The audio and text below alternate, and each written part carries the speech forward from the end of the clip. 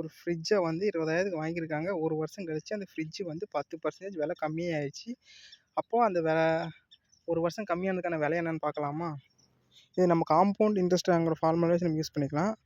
So டிப்ரிசியேஷனுங்கிறனால நம்மளுக்கு வந்து minus use பண்ண போகிறோம். So equal to P of 1 - R/100. பவரில் T கொடுக்கணும். நமக்கு பிரின்சிபல் இங்கே எவ்வளோ 20,000. 1 - ரேட் பர்சன்டேஜ் எவ்வளோ 10%. அப்போ 10/100 இன்ட்டு டைம்னா 1 இயர் தான். அப்போ 20,000. இப்போ 90/100. ஸோ 1 வந்து இது மல்டிப்ளை பண்ணுறோம். 100 - 10 90. அப்போ 90/100.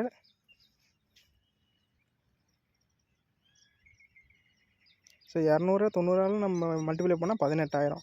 ஸோ 10% கம்மியானதுக்கப்புறம் அதோடய வேல்யூ என்னென்னு பார்த்தா 18,000.